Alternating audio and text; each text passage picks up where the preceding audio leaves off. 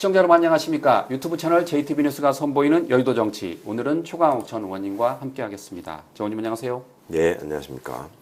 이제 지방선거가 얼마 남지 않았습니다. 그러네요. 그래서 이제 후보들은 정말로 막 후끈 달아올라 있던데. 예.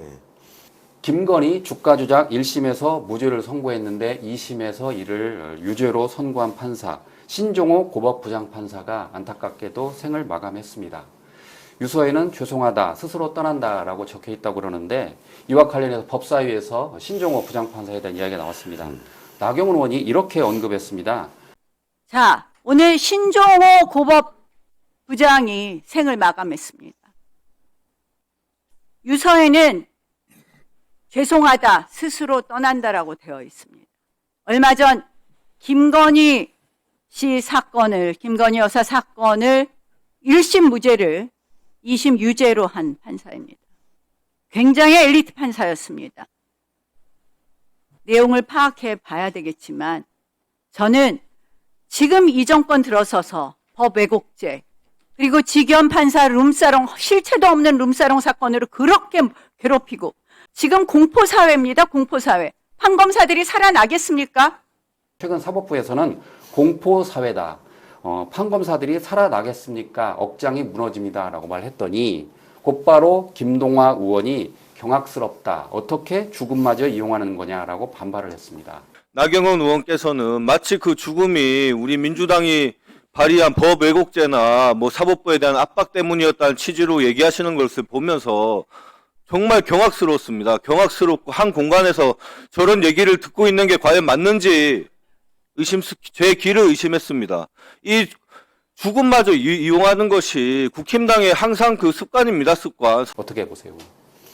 참 나쁜 정치인이에요. 예. 볼수록 본인이 판사 출신이라서 이거를 정치적으로 활용하면은 득점 포인트가 되겠다라고 생각했는지 모르겠어요. 예. 근데 안타까운 죽음까지도 본인이 그러잖아요. 왜 그랬는지는 파악을 해봐야 안다고. 예, 먼저 서두로 그렇게 언급을 했습니다. 제대로 알지도 못하면서 그 얘기를 그렇게 얘기를 하고서 그다음에 무책임한 의혹 제기를 한다는 게 예. 그 유족들이 볼 때는 얼마나 기가 막힌 일이고 그리고 이제 그 얘기들을 그 일련의 그 사법개혁 작업과 연결해서 지금 얘기하는 그런 태도 자체가 예. 이거를 어떻게든지 정치적으로 활용하겠다라는 발상이잖아요. 좀 안 그랬으면 좋겠습니다. 그런 사실이 밝혀졌다고 해도 정치인으로서 책임 있는 발언을 할 때는 좀 여러 가지를 판단하고 해야 될 텐데 그런 사실이 드러나기도 전에 무슨 판사들이 공포에 떨어서 그러면 지금 두려움에 떨다가 지금 자살했단 말이에요. 이거 고인을 되게 모욕하는 얘기가 될 수 있어요. 신종호 판사가 2심 재판을 통해서 아쉬움이 있다고 하는 분들도 있지만 그래도 이걸 다 제대로 조목조목 짚어서 유죄로 바꿔서 다행이다라는 평가를 하는 분들도 있었는데 그 사람이 법 왜곡죄가 두려워서 지금 생을 마감했다라고 하는 게 무슨 말입니까 도대체. 그걸 이렇게 그 고인에 대한 어떤 명예나 이런 것들을 염두에 두지 않고 자신의 이익, 정파적 이익 이런 것만 앞세우는 사람에 대해서 국민들이 정말 준엄한 심판을 해야 되지 않나 생각합니다. 나경원 의원은 최근 그 논란이 된 그 쟁점이 된 공소 취소에 대해서 언급을 했습니다. 이렇게 언급을 했는데요. 저는 민주당이 내놓은 특검 법안은 한마디로 위헌 덩어리다. 원래 말씀하신 것처럼 공소 취소는 해당 검사가 하는 겁니다. 의원님들이 국회에서 좀 잘 수기해 주시길 전 부탁드릴 수밖에 없습니다. 특검법은 위헌 덩어리다. 그러면서 공소 취소는 해당 검사가 하는 겁니다.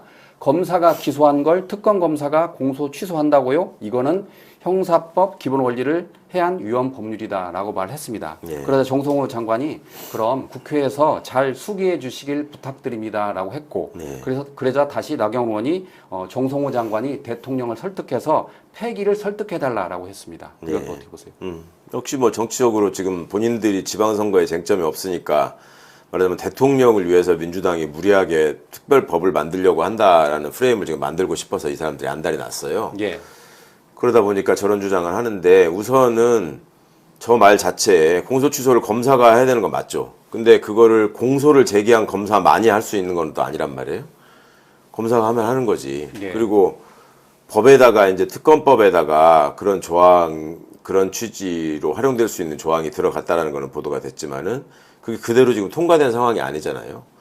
그리고 그런 문제에 대해서 더 수기가 필요하다라는 얘기를 대통령이 정무수석을 통해서 직접 언급하시기까지 했는데 그렇죠. 예. 어떻게든 이거를 정치 쟁점으로 만들고 싶어하는 그냥 그 정치적 욕심이 드러난 거 말고는 뭐 별로 그렇게 의미 있는 발언이 아닌 것 같아요. 뭐 늘 그래 왔었지만 예. 이제 지금 선거를 앞두고 있으니까 더 말하자면 나쁜 DNA가 준동하는 것 같아서 유감스럽게 생각합니다. 그러자 마지막에 정성호 장관이 이렇게 반격을 했습니다. 그러니까 법안 취지가 공소 취소가 아니라 검찰, 국가기관들의 권력의 남용을 바로잡기 위한 취지다. 그걸 좀 알아줬으면 좋겠다라고 했습니다. 대통령께는 만약에 이런 말도 안 되는 위헌적인 법안이 통과되면 법률안 거부권 행사해달라고 촉구해 주십시오. 하시겠습니까? 예, 근데 이 법안의 취지가 공소 취소에 있는 게 아니라 과거 검찰을 비롯한 국가기관들의 권력의 오용과 남용, 그로 인한 잘못된 결과를 바로잡기 위한 것이라고 저는 생각합니다. 네. 그러니까 어떤 문제를 지적할 때는 이것이 어디서부터 비롯돼서 어떻게 가고 있는지에 대한 맥락을 정확하게 짚어서 예. 향후에 이런 일들이 재발되지 않게 하는 것도 중요하고 그 다음에 이 문제를 정리하는 과정에서 적법 절차가 무엇인지를 생각하는 것도 중요하고 한데 이 사람들이 그동안에 검찰 수사가 잘못이 없다고 억지를 쓰느라고 계속 국정조사도 방해하고 난리를 치고 그런 식으로 시간을 보내다가 지금 와서 국정조사 과정에서 검찰의 어떤 그 마각이 얼마나 많이 드러났습니까? 그리고 이자들이 얼마나 뻔뻔하게 거짓말하는지를 온 국민이 다 봤잖아요. 예.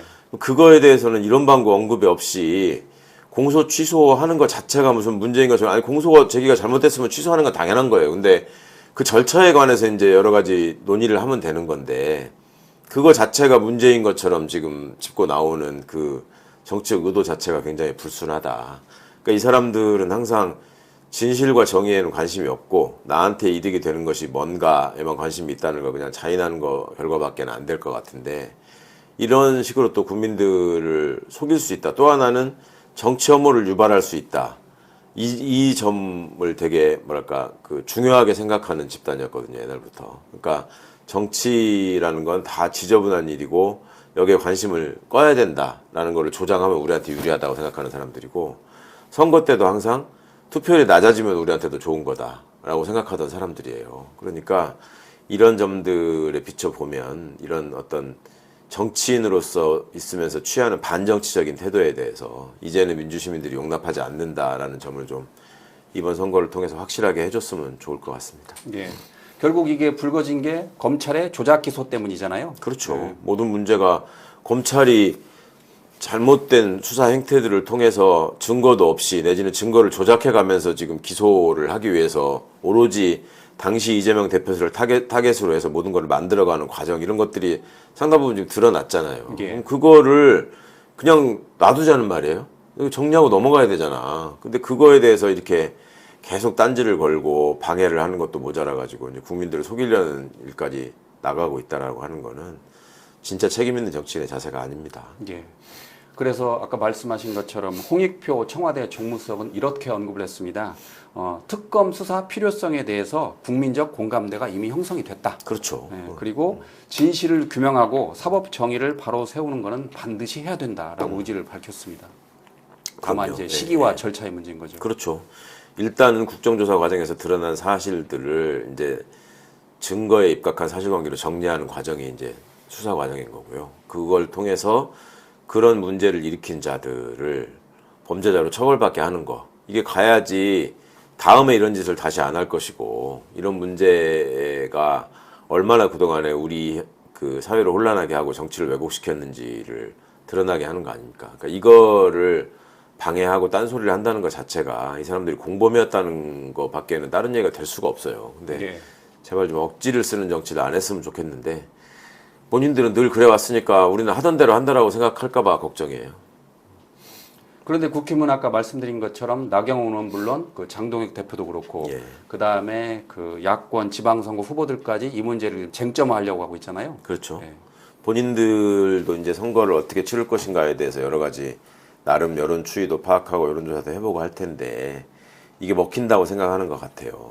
그러니까 국민들이 볼 때는 어떻든 절차를 통해서 진행되는 일 같으면 절차를 통해서 극복해야지 이렇게 특검을 가지고 얘기하는 거는 박상용이 말이 뭐 그럼 맞았다는 거냐 이런 식의 이제 그 뭐랄까 이제 그 모닥불을 계속 피우고 싶은 거죠. 그렇게 모양을 만들어서 민주당이 대통령을 위한 특별법, 대통령의 모든 문제를 없애기 위한 특별법을 만들었다라는 식으로 이제 그 호도해서 선거에 활용하고 싶은 마음 뭐 이런 거를 드러내고 있는 건데 그런데 뭐 그간에 드러난 사실관계들이 있고 이거를 지금 특검을 해야 된다는 거에 대해서는 그 부정하는 사람들 이렇게 많지 않은 것 같아요. 근데 네. 거기에다가 어떤 내용을 담고 어떤 절차를 통해서 이걸 바로잡을 것인지에 대해서는 앞으로 논의가 필요한 부분이니까 그런 점에 대해서 얘기를 하면 되죠. 근데 예. 그거를 가지고 당장 폐기해야 된다, 뭐 이거 하는 거 말도 안 된다. 이거는 진실규명을 방해하는 걸로밖에는 보여지지가 않아서 그게 본인들의 선거 전략에도 얼마나 유리할지 한번 생각해 봤으면 좋겠어요.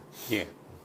이번에는 법원 이야기를 해보도록 하겠습니다. 법사에서 나온 이야기인데 그 법사위 김용민 의원하고 그 서영교 위원장이 조희대 대법원장을 출석을 요구할 수 있다라고 예. 경고를 날렸습니다. 예. 그러니까 잘 아시겠지만 지금 법원이 지금 공백이 크잖아요. 예. 지금 법원 행정처장이 대법관이 임명되지 없어서. 않았고 대법관은 지금 2달째 제청이 이루어지지 않았고 예. 대법원 구성부터 제대로 해놓으라 이 얘기입니다. 그런데 지금 뭡니까? 대법관 제청도 안 하고 있고 법원 행정처장도 없어서 계속 이 중요한 시기에 법원 행정처장이 법사위에 나오지 않고 국회에 나오지 않고 있습니다.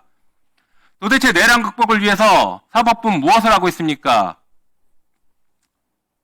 아까 말씀드렸던 것처럼 법원이 작년 12월 3일 날 내란 발생한 지 1년 된 그날 추경호를 구속영장을 발부했으면 적어도 이런 위헌적인 상황에 선거가 치러지진 않았을 겁니다. 자, 이런 여러 가지 요소들이 왜 법원에선 잘 이루어지지 않을까 해보면 결국에 종합해서는 다 조희대 대법원장으로 귀결이 돼요. 도대체 조희대 대법원장 지금 뭐 하는 분이냐? 진짜 내란 공범 아니냐? 라는 국민적 의혹을 하나도 해소 못하고 있다는 얘기입니다. 지난 3월에 노태학 그 대법관이 퇴임했는데 네. 아직까지 후임이 없고 그다음에 9월에 추가로 그 이훈구 대법관도 이렇게 퇴임을 한다고 그럽니다. 예, 예. 그러면 이렇게 준비를 해야 되는데 지금 법원 행정처장도 없고 그래서 공백이 크잖아요. 그렇죠. 근데 전혀 개선의 의지가 없습니다. 어떻게 예. 보십니까? 그러니까 이제 대법관 임명과 관련해서 그 대법원장이 목리를 부리고 있다라고 볼 수밖에 없어요. 예. 그러니까 왜냐하면 법원 행정처장이 실질적으로 이제 대법원장의 제청권과 대통령의 임명권 이 과정에서 실무를 담당하는 사람이기 때문에 행정처장이 있어야 되는데 근데 당사자가 없는 거네요. 예, 지금. 그 업무를 담당할 사람이 없이 지금 계속 대행 체제로 가고 있는 것도 문제고 대법관 노태학 대법관 퇴임한 지가 언젠데 여태 지금 이러고 있는 것도 문제고 그러니까 결국 제 과거의 청와대 근무 경험에 비춰보면은 대법원장이 지금 뭔가를 고집을 부리고 있는 거예요. 예. 그러니까 내 사람을 시켜야 되겠다. 근데 본인은 제청권자지 임명권자가 아니란 말이에요. 그렇죠. 정이 그렇게 생각을 하면 그럼 절차대로 제청을 하든지 자기가 원하는 사람이 너무나 뚜렷하게 있으면 제청을 하면 혹시 거부당할까봐 그렇죠. 이제 그렇게 되면은 대법원장 자리가 비태롭거든. 예. 그러니까 이러지도 못하고 저러지도 못하는 아주 어찌 보면 이상한 행태를 보이고 있는 건데 이것도 사법부의 수장으로서 우리 사법부가 어떤 역할을 해야 되고 지금 어떻게 일을 해야 되느냐에 중점을 두고 생각하는 게 아니라 예. 대법원장으로서 내 안위는 예, 어떻게 예. 되는 것이냐 이거를 우선적으로 생각하지 않으면 지금 있을 수 없는 일이 벌어지고 있는 겁니다. 그러니까요. 예. 그리고 조희대 씨가 벌여놓은 일 때문에 그 법원 행정처장을 대법관 중에 시켜야 되는데 예. 대법관들이 그걸로 선뜻 나서서 내가 아무나 하겠다라고 할 사람도 없을 것 같아요. 그러니까 모든 문제가 본인한테 귀결돼 있는데 예. 그거를 자기가 사퇴를 하고 이 문제를 정리하려고 하는 게 아니라 나는 어쨌거나 버티면서 이 자리를 지키겠다라고 하니까 모든 문제가 지금 꼬이는 거라고밖에 안 보입니다. 그런데 대법원에서 항상 하는 말이 그 대법관 부족하다고 그러잖아요. 근데 이제 그러니까요. 14명인데 예, 지금 예. 잘못하면 이제 13명에서 12명까지 줄일 수 있는데 글쎄 말입니다. 그거는 또 별로 반응을 안 해요. 그건 앞뒤가 안 이제 맞잖아요. 그렇죠. 정확한 지적이시고 날카로운 지적인데 이분들의 관심이 그러니까 과연 국민 편익에 있는 것인지 그건 아닌 것 사법정의 같아요. 실현에 있는 것인지 예, 개인의 그거를 그냥 안위가 우선이지. 그렇죠. 그걸 드러내고 있는 건데 그걸 대법원장이라는 사람이 인식을 못하고 있는 걸로 보이는 게 지금 더 큰 문제인 거죠. 네. 아니 그러면 그 똑똑한 대법관들은 왜 대법원장을 설득을 못 합니까? 아, 반기를 그게- 좀 들 수 있을 것 같은데. 그게 사법부의 구조를 보시면 이 겉으로 보면은 가장 적법하게 가장 민주적인 절차를 통해서 재판을 해야 될 것 같잖아요. 근데 예. 내부적인 구성이나 관행 같은 걸 보면 가장 권위적인 집단이 사법부예요. 그러니까 제가 대중강연 하거나 이럴 때 한 번씩 말씀을 드리는데 공직에 있는 사람들을 서열대로 한 줄로 세울 수 있는 집단이 딱 두 개가 있다. 한 줄로. 예. 겹치는 사람도 있으면 안 돼요. 반드시 한 줄로 서라. 그럼 자기 앞 사람이 누구고 자기 뒷 사람이 누군지를 아는 조직. 예. 그게 대표적으로 어디가 있을까요? 판사. 어? 아닌가요? 대표적인 건 군인 아닙니까? 군인? 아, 군인. 예. 응. 군인이 다 군번순으로 그러겠네요. 예. 같은 계급이라도 군번순, 고참순 이런 걸로 한 줄로 세울 수 있잖아요. 그 나머지 하나에 대해서는 대부분의 사람들이 뭐 검찰, 뭐 국정원 이런 식으로 많이들 말씀을 하시던데 예. 판사들이 그게 이제 심각하죠. 그리고 대법관들이 대법원장한테 아까 뭐 항의할 수 있는 거 아니냐, 뭐 반론을 반기, 제시할 수도 예. 있는 거 아니냐라는 취지로 말씀하셨는데 실제로 법원 생활을 오래 한 사람들은 그 부분에 대해서 그렇게 얘기를 해요. 지금 우리가 재판 관련 기사가 나오는 거 보면 예를 들어서 직위원 재판부에 대해서 그 재판부가 3명이었단 말이에요. 예. 근데 계속 직위원 부장판사에 대해서만 얘기를 하지 나머지 두 판사가 누군지는 알지도 못하잖아요, 지금. 예, 모르죠. 예. 근데 법적으로는 그 2명의 판사가 직위원이 무슨 생각을 해서 이상한 결론을 내려고 하더라도 둘이서 반대하면 못하는 거예요. 셋이 다수결로 결정해야 되거든. 예.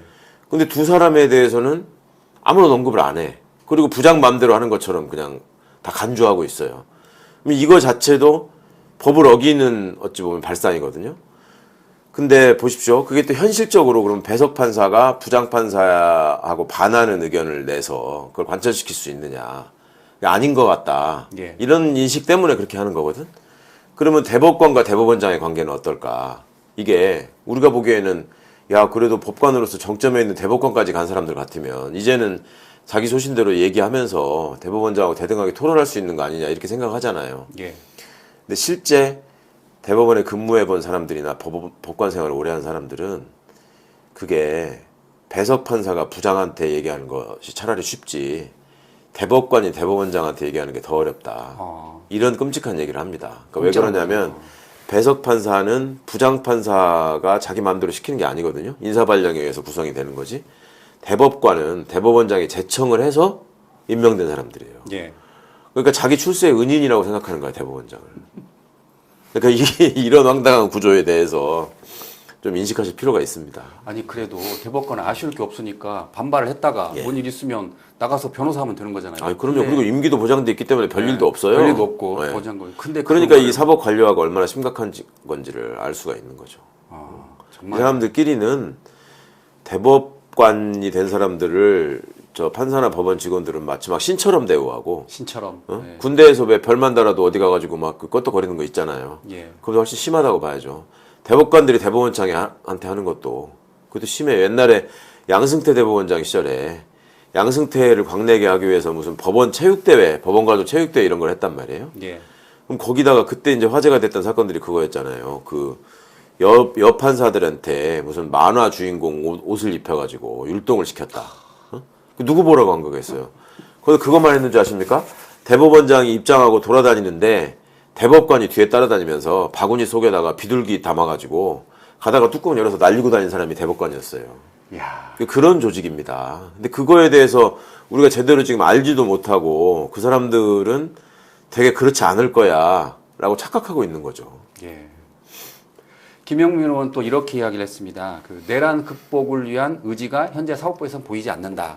그러면서 내란범에 대한 구속영장 기각, 아마도 그 추경호 네. 대구시장 후보를 언급한 것 같은데 거기서 기각만 했더라도 내란 피의자니까 이런 일이 없지 않느냐 그렇게 했고 최근 그 전주지방법원에서 현직 판사가 뇌물수수 혐의로 네. 기소가 됐습니다. 지난번에 영장 기각됐던 그 판사죠. 기각됐는데 네. 공수처에서 결국 불구속 기소를 했어요. 네. 이런 재판거래 의혹에 대해서 왜 대법원은 사죄의 말이 없느냐라고 예, 비판을 했습니다. 예, 그러게 말입니다. 그러니까 그런 점들에 대해서는 뭐랄까 이제 그 재판에 영향을 미치고 말고의 문제가 아니라 그 공직자로서의 자세, 예. 그런 의혹이 제기되고 기소까지 이르게 된 과정에 대해서 다른 모든 집단이 그런 거에 대해서 한 번씩 성찰을 하는 취지의 얘기를 하잖아요.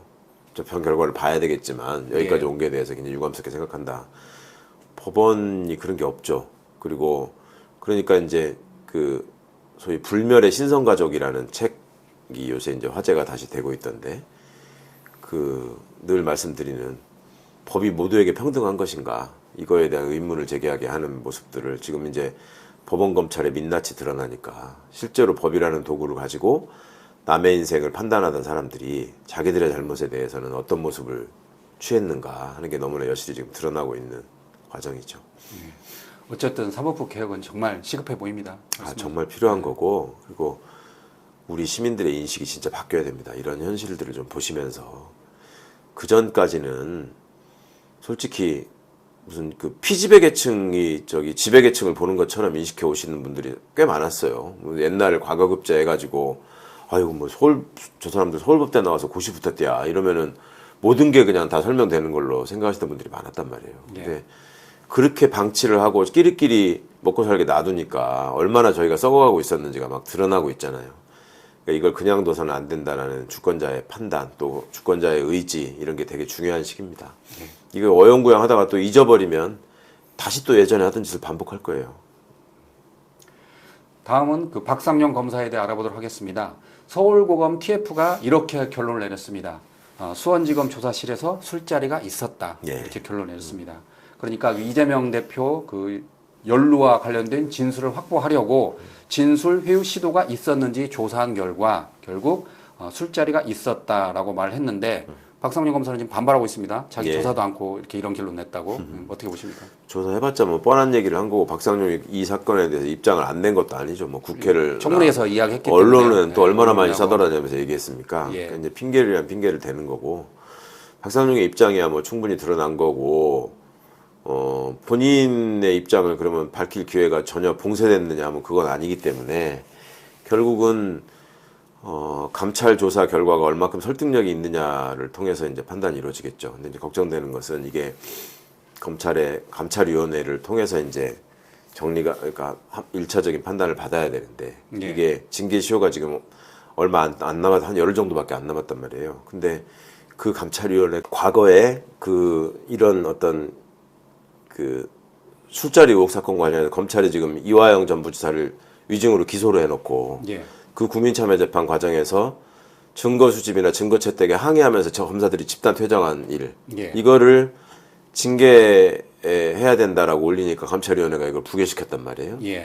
뭐 동수였다고는 하는데 찬반이 이게 이제 박상용 사건과 역시 연계돼 있기 때문에 감찰위원회가 또 제대로 판단을 할 것인가. 감찰위원회 위원들이 다 대부분 윤석열 때 임명된 사람들이라서 걱정이 있을 수밖에 없는 거죠. 방금 말씀하신 내용을 정리를 하면 25년 11월 25일에 수원지법에서 열린 이화영 전 부지사 재판에서 검사들이 자기들이 증인으로 64명을 신청을 했는데 그 가운데 재판부가 6명만 받아들였어요. 그러니까 이에 반발을 해서 검사들이 집단 퇴정을 했습니다. 그러니까 다음 날 바로 이재명 대통령이 이제 어떻게 보면 분노를 한 거예요. 어떻게 이럴 수 있느냐 하면서 이재명 대통령이 25년 11월 26일에 감찰을 지시했습니다. 그리고 나서 5달 뒤인 26년 4월에 대검 감찰위원회가 열렸는데 집단 퇴정 수원지검 검사에 대한 징계안을 부결했습니다. 그러니까 방금 의원님 말씀하신 대로 대검 감찰위원회를 믿을 수 없다. 그러면 결국 5월 17일 아니면 16일에 나올 대검 감찰위원회의 박상용 검사에 대한 징계안도 믿기 힘들다. 뭐 그런 내용이잖아요. 그러니까 이제 이런 거를 예상하고 본인들이 저지른 잘못은 본인들이 제일 잘 아니까. 그러니까 박성재라는 사람이 내란 이후에 본인이 탄핵으로 혹은 퇴임하기 전에 서둘러서 한 게 감찰부장의 알박기 인사 아니었습니까? 그러니까 그 결과가 지금 이런 식으로 보여지고 있는 거죠. 감찰부장 힘이 대단한 것 같아요, 그러면. 그러니까 이 감찰부장이 제대로 된 정의로운 감찰 결과를 내놓게 하기 위해서 독립성을 부여하고 또 검사들도 눈치 보지 말고 제대로 수사해라라는 것 때문에 상대적으로 다른 행정공무원들보다 신분보장을 강화시켜 줬는데 이게 비민주적인 정권이 들어서면 아무 쓸모없는 조항이 되고 끼리끼리 막 뭉쳐가지고 나쁜 짓을 하는데 활용이 되고 민주정권이 들어서가지고 그걸 바로잡으려고 하면은 온갖 군데에서 이제 이런 규정을 내세우고 들이대면서 이걸 이제 방해하는 걸로 활용이 되고 있는 거예요. 이게 이제 민주화의 역설이기도 한데 그래서 주권자의 의지가 중요한 겁니다. 이런 일들을 이런 식으로 하고 이렇게 사실을 왜곡하고 하는 거에 대해서는 우리가 반드시 심판한다, 용서하지 않는다 이런 의지를 다지시는 게 여러 분야에서 지금 마치 이제 내란 상황이 이제 끝난 거 아니냐라고 착각하고 계시는 분들도 지금 꽤 있는데 예. 전혀 그렇지 않다. 우리가 가야 할 길은 아직 멀다. 이걸 꼭 말씀드리고 싶습니다. 우리가 알고 있기로 그 대검에는 감찰부장이 있고 예. 법무부에는 감찰관이 있잖아요. 그렇습니다. 예. 그러면 대검 감찰부장은 전에 박성재 전 장관이 임명한 김성동 씨가 예, 있고 예. 또 그전에는 우리가 알고 있는 한동수 감찰부장이 예, 있고 예, 예. 그다음에 법무부 감찰관은 류혁 감찰관이 예, 있잖아요. 예. 직급상 아무래도 법무부 감찰관이 더 높은가요? 직급은 같은데 예. 법무부 감찰관이 그러니까 과거에는 대검에서 감찰을 안 하면은 법무부 감찰관이 관여할 수 있는 일이 봉쇄돼 있었어요. 근데 예. 그런 점들 때문에 그 법을 바꿔가지고 지금 법무부 감찰관이 할 수 있거든요. 근데 문제는 법무부 감찰관이 지금 아직도 임명이 되고 임명이 안 있지 돼 않, 있어요, 안 되고 있다는 거죠. 예. 그래서 법무부 장관이 나는 하고 싶은데 지금 여러 가지 다른 문제가 있어서 내가 지금 내 마음대로 할 수 있는 게 아니다라고 국회에서 얘기를 그 했는데 이야기 했었죠. 예. 그게 답답한 일이죠. 그게 이제 따지고 보면은 이게 적임자를 잘 고르지 못하고 있는 상황이 있을 수도 있고 또 선임 과정에서의 여러 가지 문제점 뭐 혹은 이제 누구를 정했는데 검증 과정에서 탈락하는 게 반복되고 있거나 뭐 이런 일들이 있을 수 있는데 빨리 좀 임명이 돼가지고 정상적으로 업무를 해야 될 텐데 이 점도 사실은 그 민정수석실이 좀 여러 가지 일을 열심히 하면서 인사검증 과정을 원활하게 해야 되는데 그것도 이제 걱정입니다. 네. 검찰에 관한 얘기 하나 더 해보도록 하겠습니다. 종합특검이 그 법무부 장관에게 구자연 검찰총장 직무대행 징계를 요구했습니다. 아주 흔치 않은 일인데 네, 내용을 보면 그 특검의 자료 제출 요구에 대해서 구자연 검찰총장 직무, 그러니까 검찰 쪽에서 협조하지 않았다는 겁니다. 예, 예. 그런데 요청한 자료를 봤더니 헌법 존중 정부혁신 TF 자료를 넘겨달라 그 내용이었는데 그 내용에는 다름 아닌 심우정 검찰총장의 계엄과 관련된 관여 의심 자료가 있다는 겁니다. 예. 그러니까 우리가 잘 아는 것처럼 심우정 검찰총장이 윤석열 구속 취소 때 즉시항고를 포기했고요. 그리고 또 계엄 당일 박성재 법무부 장관의 지시를 받아서 계엄 합동수사본부에 검사 파견을 검토한 혐의, 아주 중요한 혐의인데 이 자료를 넘겨달라 그랬더니 지금 검찰은 거부하는 거예요. 그러면서 그렇죠. 압수수색 영장을 주면은 넘기겠다 예, 그런데 예, 그걸 예. 어떻게 보십니까? 그리고 이제 자기들 검찰의 해명은 그냥 막무가내로 자기들이 거부한 게 아니라 예. 압수수색 영장으로 그 가져가는 게 좋지 이미 예. 제출하기는 어렵다. 뭐 그 이야기 사생활 했다고, 자료가 예. 있다라는 식으로 얘기를 하는데 특검은 그런 얘기 들은 적 없다라고 없다. 지금 예. 그러고 있습니다. 네. 그거는 특검 말이 맞을 것 같고요. 이 공문을 또 특검이 보냈는데 처음에는 팩스로 보냈다고 모른다고 하다가 그래서 공문을 보내니까 또 시간 끌다가 지금 이거를 이제 이렇게 하는 걸로 봐서는 결국은 검찰이 협조 안 하겠다는 걸로 볼 수밖에 없다. 그리고 사실은 이런 상황을 예상해서 특검법에 관련 조항이 있거든요. 예. 이게 수사기관이 관련 자료를 넘겨주는데 협조해야 될 의무로 규정을 했고 그렇게 하지 않으면 징계를 청구할 수 있다라고 돼 있기 때문에 징계를 요청할 수 있다고 돼 있기 때문에 특검은 법에 정한 대로 지금 하고 있는 거고 예.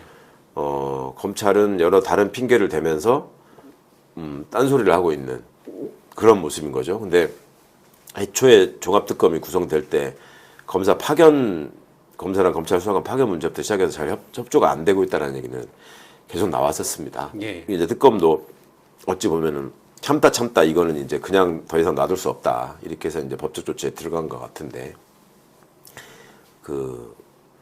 왜 이런 태도를 보일까? 그러니까 본인들의 어떤 조직적 이해관계를 또 수호해야 될 뭔가가 그 간절한 필요가 있는 거 아닌가 이런 의심을 할 수밖에 없는 거죠.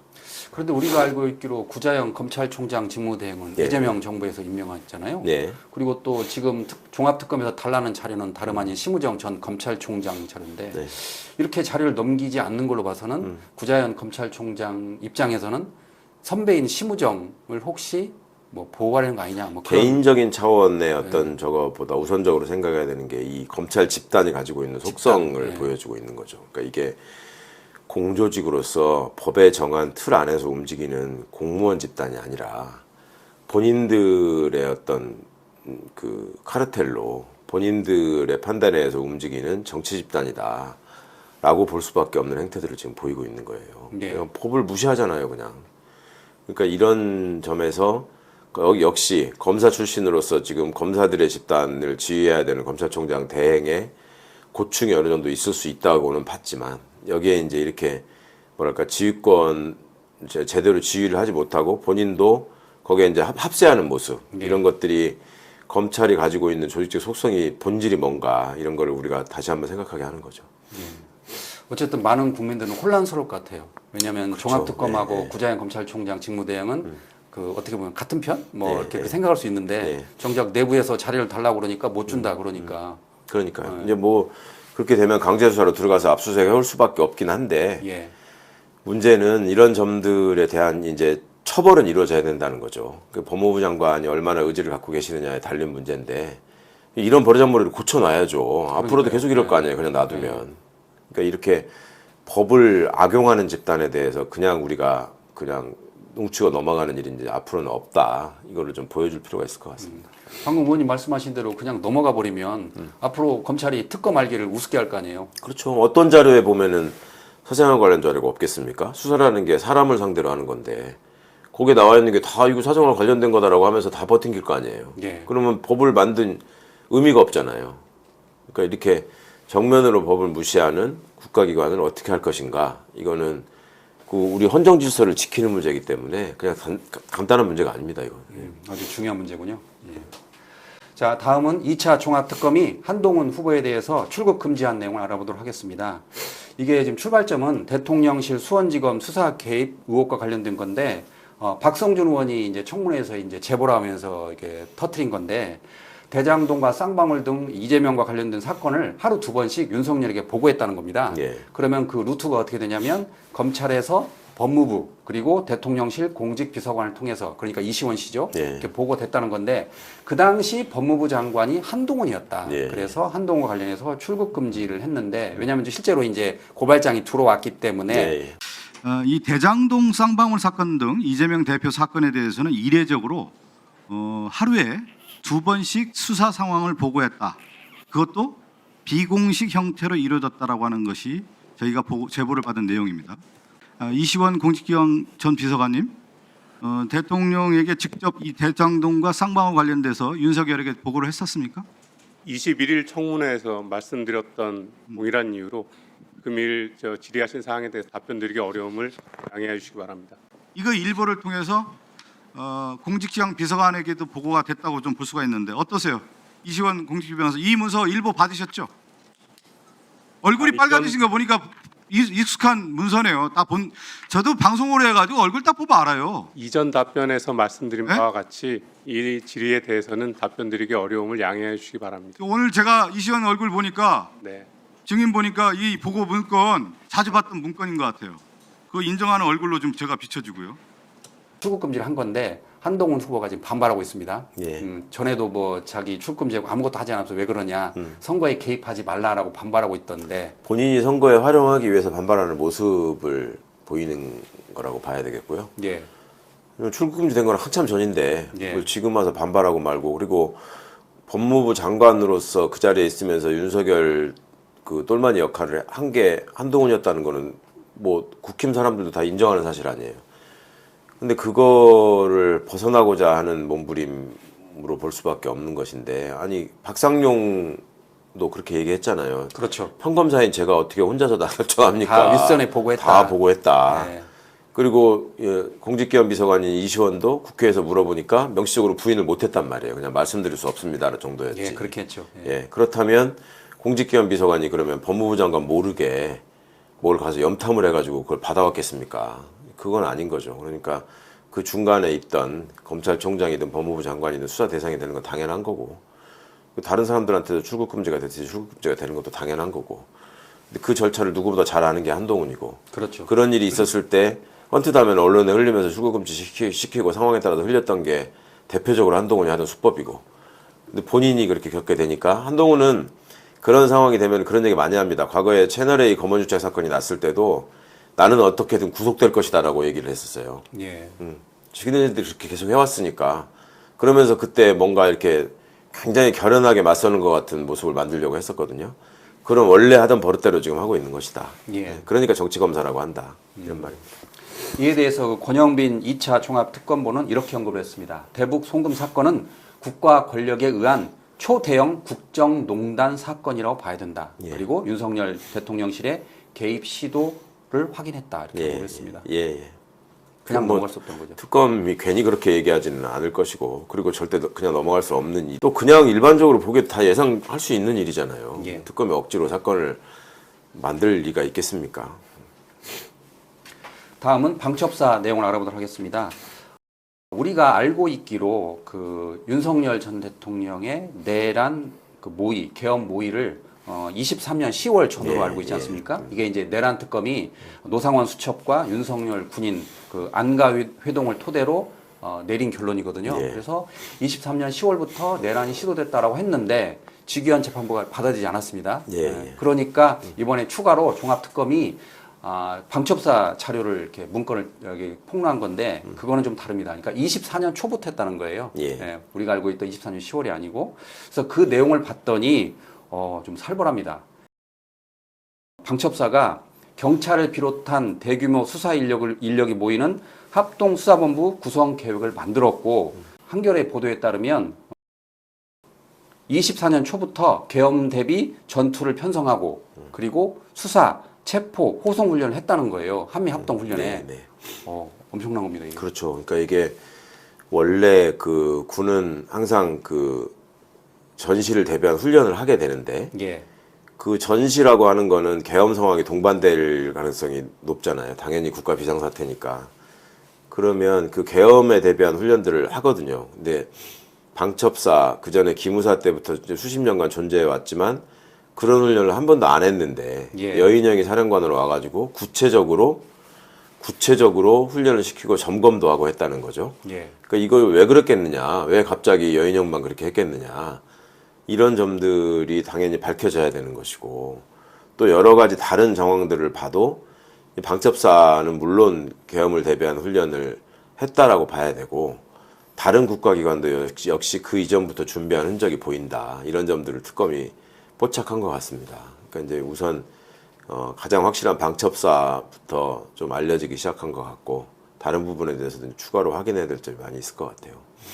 이를 계기로 다시 회자되는 게 직위원 판사의 예. 판결문입니다. 그렇죠. 직위원 판사 그렇게 했죠. 계엄을 보니까 자기가 판단하기에는 이틀 전인 12월 1일부터 네. 윤석열이 계엄 결심을 했다.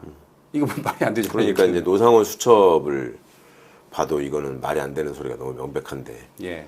그러다 보니까 자기 논리를 강화하기 위해서 노상원 수첩은 또 증거로 채택을 안 하고 그냥 털어버렸잖아요. 예. 그러니까 이제 이런 것들이 진실을 밝히기 위해 최선의 노력을 한 게 아니라 결론을 정해놓고 끼워 맞추기를 한 거다라는 비판을 피할 수가 없는 거죠. 예. 그러니까 이런 수준의 판사를 우리 사회가 두고 있었다는 게 참 답답한 일이고, 그럼에도 불구하고 여전히 지금 판사 생활을 하고 있다는 것도 놀라운 직위원 일이고. 부장판사가 지금 북부지법에 있다고. 의정부로 간 것 같은데, 의정부요? 의정부 법원에. 거기가 좀 이렇게 편한 곳인가요? 인기 있는 곳? 글쎄, 뭐 인기 있다기보다는 원래 이제 그 정해진 순서대로 중앙에서 근무하면은 서울 근교로 일단 갔다가 또 지방 갔다가 중앙으로 오고 뭐 이렇게 하는 거니까 예. 그냥 순서대로 간 것 같긴 한데, 하여튼 그런 어떤 그 판사 한 사람 한 사람의 판단이 얼마나 그 민주주의에 심각한 타격을 가져올 수 있느냐, 그 다음에 국민의 판단을, 국민의 상식을 벗어난 판결이 얼마나 사회적 비용을 가중시키느냐 하는 것을 너무나 유감없이 보여줬고, 그 다음에 그 처신에 있어서도 굉장히 문제가 많았잖아요. 그리고 단순한 처신뿐만 아니라 재판을 진행하는 과정에서도 보면 판사가 정말 이 정도였어? 라고 국민을 놀라게 했는데, 그러니까 이런 공직자들이 그 국민이 낸 세금으로 월급 받아먹고 여전히 떵떵거리고 있는 사회, 이건 정상이 아니죠. 그러니까 이게 이제 바로 잡혀가는 과정에서 우리가 좋은 사례를 경험했다고 봐야 되는 거고, 이건 그냥 단순히 목격이나 경험으로 끝날 게 아니고 이제 다시는 이런 일이 없도록 하려면 어떻게 해야 될까, 이런 거에 대한 국민적 인식이 필요하다는 말씀을 계속 드리는 겁니다. 예. 직위원 판사와 대비되는 게 우리가 잘 아는 이제 이진관 부장판사잖아요. 예. 이진관 판사는 한덕수 전 총리의 경우 검찰이 이제 15년을 구형했는데 1심에서 23년을 선고했고, 네. 그리고 이번에 그 별세한 그 신종호 부장판사도 김건희에게 1심에서 1년 8개월인데 2심에서는 4년으로 이렇게 높여 이렇게 선고를 했잖아요. 네. 흔한 일은 아니잖아요. 지금 내란 재판 보면 다 우리 형량을 다운시키는데. 그러니까 이제 그 다운시키는 걸로 생각해온 것 자체가 어찌 보면 좀 잘못된 인식일 수도 있고, 예. 그 다음에 판사 한 사람 한 사람에 따라서 이런 편차가 생기는 것 자체가 사실은 국민들 입장에서는 문제죠. 피고인에게 다음과 같이 판결합니다. 주문 원심 판결 중 유죄 부분, 이유무죄 부분 포함을 파기한다. 피고인을 징역 15년에 처한다. 원심 판결 중 허위 작성 공문서 행사의 점에 대한 특별검사의 항소를 기각한다. 왜 1심 판사든 대법관이든 단독 판사건 부장 판사건 어느 정도의 그 공정하고 합리적인 기준 범위에서 작은 진폭에서 판단을 할 거라고 우리가 기대하고 믿어왔잖아요. 그래야 그런데 진정한 판결이 그렇죠. 되는 거죠. 그래야지 예측 가능성이 있게 되고 사람들이 법원을 신뢰하게 되는 건데 지금 드러난 결과를 보면 소위 그동안에 얘기돼 왔던 이게 판사복이 있어야 된다. 어떤 판사를 만나느냐에 따라서 결과가 많이 달라진다. 이런 얘기를 그냥 그전까지는 재판에서 진 사람의 푸념이나 볼멘서리 정도로 사람들이 생각하고 있다가 예. 실제 눈으로 보니까 야 이거 심각하구나. 심각하죠. 예. 그러니까 이제 이런 점들이 그냥 한번 이건 뭐 윤석열 일이니까 심각하네. 다른 건 안 그러겠지. 그렇지 않습니다. 당장 최태원 씨, 그 노소영 씨 이혼 사건에만 보더라도 판사가 바뀌니까 액수가 얼마나 달라져요. 네. 그러니까 이런저런 거 하나가 이게 민주주의가 얼마나 어려운 일인지 또 주권자가 왜 계속 깨어 있어야 되는지를 계속 입증해 준다는 얘기를 반복해서 지금 말씀드리고 있습니다. 예. 지방선거 이야기 해보도록 하겠습니다. 지금 단일화 이슈가 거론되는 게 평택을하고 부산 북갑 같은데 예. 어떻게 보십니까? 예, 두 군데 다 이제 좀 특징적인 게 있죠. 그 민주당 후보들이 다 있잖아요. 예. 저기 민주당 후보와 그 다음에 그 지역에서 유리한 이제 국힘 후보, 이게 그 영남 지역에서는 국힘 후보가 항상 유리하다고 생각을 해왔으니까 예. 그렇게 있는데 지금 단일화 얘기는 그쪽 그 거대 정당 소속이 아닌 후보 쪽으로 단일화가 될 것인가를 가지고 얘기되고 있는 특징이 있어요. 그러니까 부산을 얘기할 때는 한동훈 쪽으로 단일화가 될 것인가. 양쪽 다 단일화는 절대 없다라는 입장들을 후보들이 보이고 있는 것 같고 예. 그 결국 승패를 좌우할 수 있는 상황이 되면은 그래도 한쪽으로 모이지 않겠는가 하는 생각들을 하고 있는 건데 지금까지 상황을 보면 후보들의 결단에 의해서 단일화가 되는 것보다는 유권자들의 어떤 여론에 의한 압박에 의해서 단일화가 되는 경우 정도가 가능성이 남아있지 예. 후보자들에 의해서 자진해서 단일화가 되는 경우는 극히 희박할 것 같다. 사실상 저는 불가능한 것 같아요. 그리고 부산 같은 경우에 지금 한동훈 후보 측이 자력으로 내가 이길 수 있다라고 지금 얘기한다는 거예요. 3파전이라도 내가 이긴다. 예. 네, 그러면 그런 상황에서 한동훈이 양보할 리가 없는 거고 예.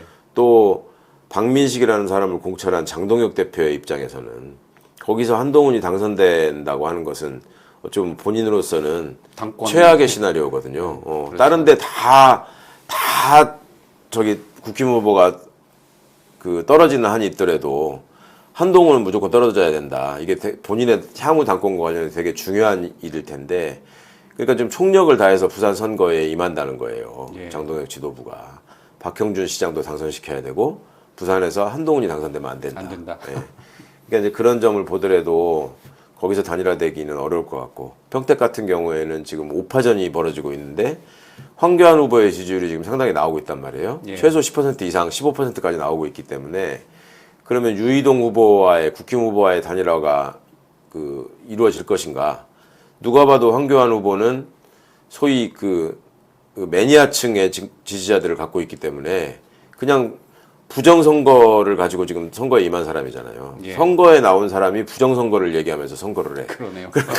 그런데 뭐 유이동 후보 측에 제안한 것도 부정선거 공약에 동참하면 단일화하겠다라고 제안을 했다는 것 같아요. 그러니 거기도 단일화가 어려울 거고 그렇게 되면 결국 45대 45의 싸움에서 양쪽 다 갈라먹기가 이루어지게 된다면 그게 유이동 후보가 당선될 가능성이 그러니까 아무리 많은 표를 얻어도 30에서 35%에 머무른다고 한다면 다른 저기 조국 김용남 후보 측에서도 그 정도는 나도 얻을 수 있다. 예. 이런 생각 때문에 단일화가 좀 어렵지 않을까.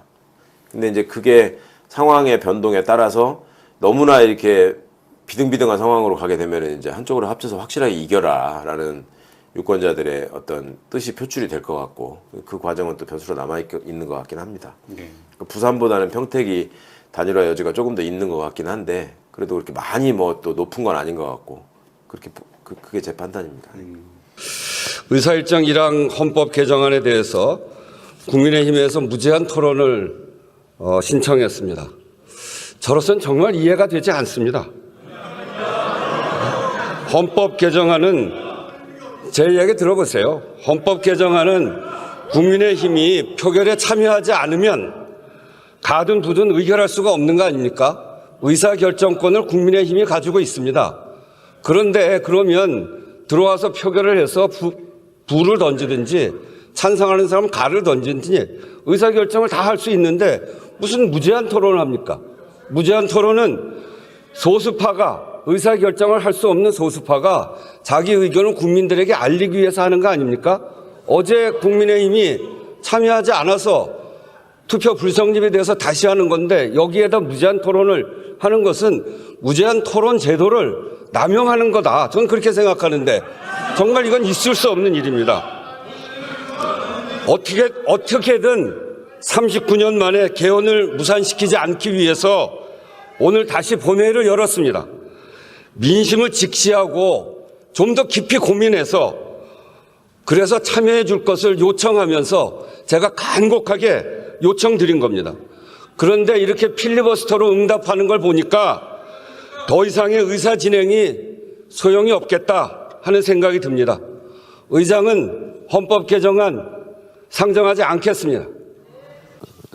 이 텔레비전 뉴스를 보면서 다시 한번 살떨리면서 경악했습니다.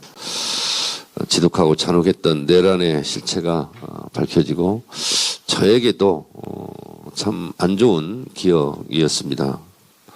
노상원 수첩에 나온 것을 특검에서 확인을 했습니다. 500명을 수용할 수 있는 철창이 있는 곳이 18군데나 있었다는 거 아니겠습니까? 만약에 계엄이 성공했더라면 이재명 대통령도 저도 혹시 그곳에 갇혀 있지 않을까? 아니 그곳에 가다가 꽃게밥이 되지 않았을까?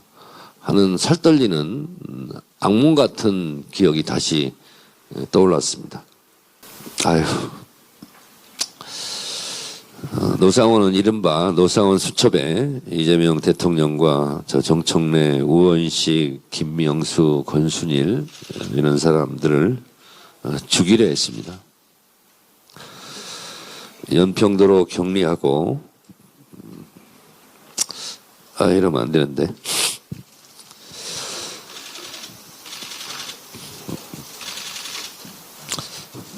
대시로 살해하려는 계획을 기록했습니다. 그런데 최근 특검이 정말 수첩에 적힌 대로 연평부대 지하 갱도에 500명을 수용할 수 있는 16곳의 철창 그래픽을 보면서 뭐 저도 저지만 진짜 이것을 우리가 막아내지 못했다면 처절한 참극이 벌어졌을 수도 있겠다 이런 생각이 들었고 또 이렇게 특검에서 확인했음에도 불구하고 지기현 판사가 마치 계엄이 하루 이틀 전에 기획되고 우발적인 것처럼 이렇게 재판한 것을 보면서 참으로 야속하고 원망스러웠습니다.